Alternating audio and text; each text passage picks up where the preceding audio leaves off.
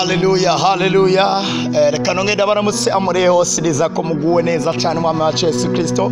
Hino musi wa gatandatu tuko turaganira niza ko mwagize iyi nziza cyane. Ariko tugeze aho bita weekend mu weekend gutyo. Niza ko muguwe neza cyane muri hose. Niza ko mwagize iyi nziza, mwagize ibikorwa byiza. Aho mwagiye mukorera hose Imana ibaheshe umugisha gose. Noneho ndizera cyane Imana yanje ko iri kirabagura cyane majambo yayo. Inga yose ko turaganira ndizera ko maze kunguka byinshi kandi bishoboka. Kino gitondo cy'umunsi wa gatandatu naho ndagoma ngo noneho tuganire ku ijambo ry'Imana, tubandaye message twari ko turaganira ko ndizera ko muyingiza twashobora gutangura iyindi message, ariko inagoma ngo twongere tuganire ko iyi twaza tuganiraho message nise ubuzima intambara ni imwemo intambara ni imwemo. Ndabaha ikaze rero nge ndabashikiriza ikiganiro twise Imana niyo buhungiro. Nge ndakibashikiriza nitwa Pastor Ciza, twadufatiyeho tukatugikurikirana iminsi yose mu gatondo isa imwe hano nyere kuri K90 TV. Nizako mushikara kubakwa kandi cyane. Ndagoma ngo rero tuganire ubushize twari ko turaganira tuko tubona umugabo yitwa Dawidi za kubona neza nyene yagwanye intambara, ariko aja kugwana intambara witwa Goliath. Ariko igihe yaragiye kugwana intambara ntiyaja kugwana intambara mu izina yiwe, aja kugwana intambara mu izina ryandega yemwe, aza kugwana intambara mu izina ry'Uhoraho. Niyo mpamvu byari ngombwa ko Dawidi anesha Goliath, ko Goliath yaje avuga ngo ndaje kugira ngo ndakubagira ibisiga, hama aza kugwana ku bw'inkomezi z'umubiri. Hama Dawidi naramubwira ati nanjye ndaje kugira ngo ndakugwanye mu izina ry'Uhoraho. Byari ngombwa ko Dawidi anesha Goliath. Intsinzi ya Mariya Imana ibihe byose. Imana yacu ni inesha ibihe byose. Ntabwo Imana yacu igera ineshwa, Imana yacu ni inesha. None nagomba nganire namwe byoshoka ko mino yinga tuganira ngo baragize ibibazo kanaka, birashoka ko wibaze ati none pasta kwari karaganira natwe atubwira ngo tugwane intambara y'imwemo, ati mbega ko ndiko byoshoka avuga ati ko mfise ibibazo byinshi ndiko ndagwana navyo.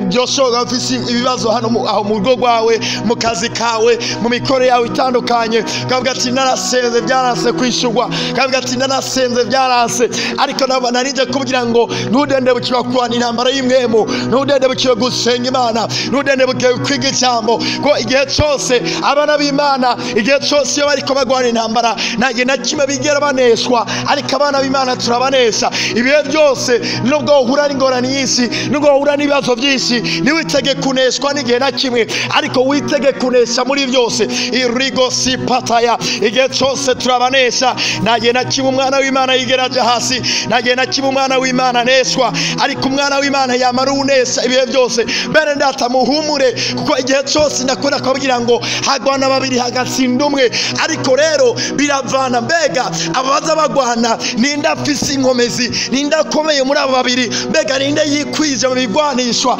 Irikatapata eregesire. Imana iri ruhande rwacu, ntabwo tugwana amazina yacu, ariko tugwana mu izina rya Kristo Yesu, izina ryanesheje urupfu na kuzimu. Mpamvu ijambo ry'Imana tugira ngo mwege babandi mwaramaze kubanesha. Muri make tugwanira mu ntsinzi, tugenda n'intsinzi. Ijambo ry'Imana tugira ngo Yesu yapfiriye ibwa bitanyo byacu, hama arazuka kugira ngo dutsindanishirizwe. Gisigura ngo Yesu yadupfiriye, hama arahambwa, hama arazuka aduhereza intsinzi. Uno munsi rero nitugwana n'abantu baneshwa, tugwana nk'umwami wacu yamaze kunesha, tugerera mu ntsinzi. Inana mu byiza nana babwire ngo pempoti ingorane urimo, pempoti intambara urimo, uri kumwe na Yesu umwami w'abami, umwami w'abami yanesheje urupfu nandega yemwe, yanesheje urupfu na kuzimu. Areke tabara. Tumaze dusome ijambo ry'Imana,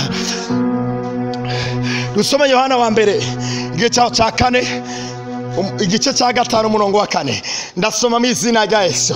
Haramwira ngo kuko icyabyawe n'Imana cyose kinesha isi.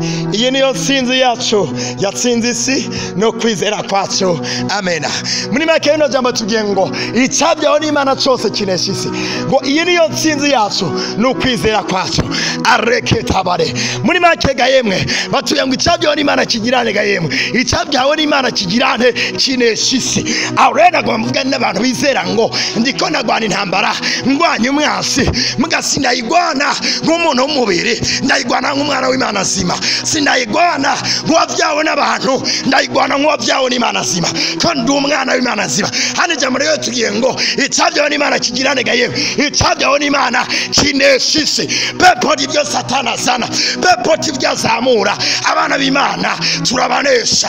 Erikataba matepaya erigasire. Nagereje kubwira ngo bwabo nire ntudende bukirwe, kwera Imana mu ruhande rwawe, kwera umwana w'Imana nzima.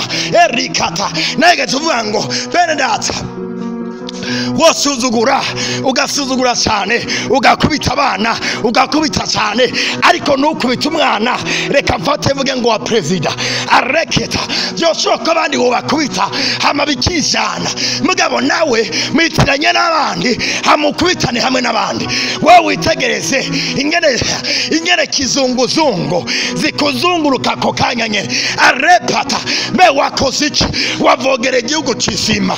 Erikataya nawe nk'umwana w'Imana nzima, nanje nk'umwana w'Imana nzima. Yo Satani yihenzeko, yihenze kw'ijuru ryose, yihenze kw'ijuru, ikinkoseko gikozanya ko n'Imana. Eripata erigasure Satani azamuye ingorane, nanje nkomande ijuru ryose, magurusa ijuru ryose, abamarayika bakaja ku gikoko. Ikibyaho n'Imana cyose gira kinesisi. Iribabalea rakataba razede. Ikibyaho n'Imana kigirane kinesisi. Na urunesha intambara zose, urunesha nagiye nakimuneshwa uri kumwe n'Imana. Imana igendana nawe, Imana iri kumwe nawe byuzuye cyane. Umenye ngo narabyawe n'Imana. Eribarea ereketa. Ijambo rimbwira ngo ababyawe n'iryo jambo nibo batabyawe no kwifuza kumugana n'umugabo, ariko babyawe n'Imana. Gisigura ngo ibisikira abandi, ibiryamika abandi byo nibyo njyamika. Erega sinorizwa na corona kubera navyawe n'Imana. Arepa erega ndabivuga cyane, icyabyawe n'Imana nicabyawe no kwifuza kumugana n'umugabo, ariko n'imbuto y'Imana. Areke wavyawe n'ijambo ririho rigahoraho, ibindi byose bizovaho, ibindi byose bizohera, ariko iryo jambo rizohoraho. Ubuzima nawe n'iryo jambo, ubwo n'ubuzima budahera. Itunga nawe n'iryo jambo, n'itunga ridahera. Arepaya esitaya erebade rakata. Nawe hagurutse uvye yozuse, umenye ndi umwana w'Imana nzima, umenye ndi unesha, mino sindi unesha, ko ndi kumwe n'Imana, ko ngenana n'Imana. Mwaraheze gwe cyane, mugire inga nziza, mugire ukene nziza. Zamuriganze baganda musengere mu izina rya Yesu. Data, in the name of Jesus, nagushime ko umuntu amazinga yose azadukurikirana mu izina rya Yesu. Nareka bitangaza ku buzima bwiwe, yafashe uyu mwanya w'inga yose ashaka kudukurikirana, agarika ibindi byose yamarika rutumviriza. Nanjye narekaye ngo uko wambwiye ko ijambo ryawe riteza kuzana icyo waritumye, nanjye ndasenze kugira ngo rimuzaneko icyo waritumye. Amajambo yose twaganiye ino yinga reka zane impinduka kuri bantu bose badukurikiranye muri bino biganiro by'ino yinga yose. Ndarekaye ngo mugire umugisha, mutere muci imbere, ibidasanzwe babeko. In the name of Jesus, murabanesha mu ngorane zose, murabanesha. Arepata erigade mengerigosa areketaya rababaya. Ndarekaye ngo ino yinga uzotangura ibidasanzwe bizoba, uzohora n'ibidasanzwe. Arekota eriba inayizi zogaragara muri umugisha cyane. Mwarahezagiwe gose. Thank you. Joshua kumusireje wa Mungu. Mwarahezagiwe.